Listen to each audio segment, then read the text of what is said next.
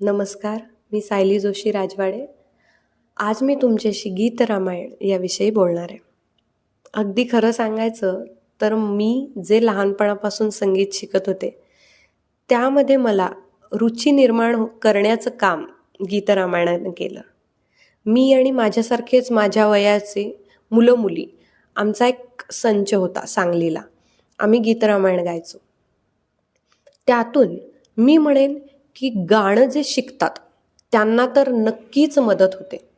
कारण की तुम्ही जेव्हा गीत रामायणाची गाणी गायला सुरू करता लहान वयात, तुमचा गळा त्या पद्धतीने तयार होतो.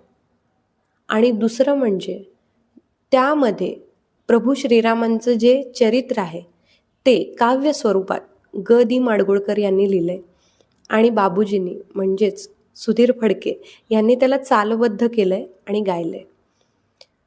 त्या गीत रामायणात पूर्ण तुम्हाला विविध भावभावनांचं दर्शन होतं.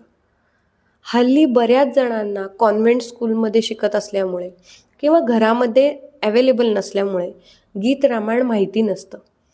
तर मी सगळ्यांना सांगू इच्छिते की तुम्ही जे इथे राहताय, महाराष्ट्रात राहताय, त्यांनी तरी गीत रामायण ऐका, अवेलेबल करा. तुमच्या घरामध्ये गीत रामायण असणं ही खूप मोठी आपल्याला मिळालेली देणगी आहे.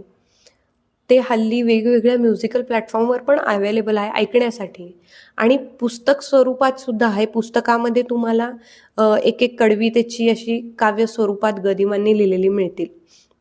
मी म्हणेन अगदी वय वर्ष 7-8 पासून ते 14 वर्ष वयोगटापर्यंतची मुलंही गीत रामायण छान पद्धतीने गाऊ शकतात आणि मोठे लोक तर मांडूच शकतात. त्या भावनांना खूप डेप्थ आहे, नव रस त्यामध्ये आपल्याला अनुभवायला मिळतात. पूर्ण जीवनचरित्र गीत रामायणामध्ये सुंदररित्या मांडलेलं आहे. तर तुम्ही सगळ्यांनी जे हा व्हिडिओ बघतायत प्रयत्न करा की तुमच्या घरी गीत रामायण ऐकण्यासाठी अवेलेबल करा आणि गा. तुम्हाला त्यातून खूप आनंद मिळेल आणि मला तुम्हाला काय वाटलं हे कमेंटमध्ये नक्की सांगा. धन्यवाद.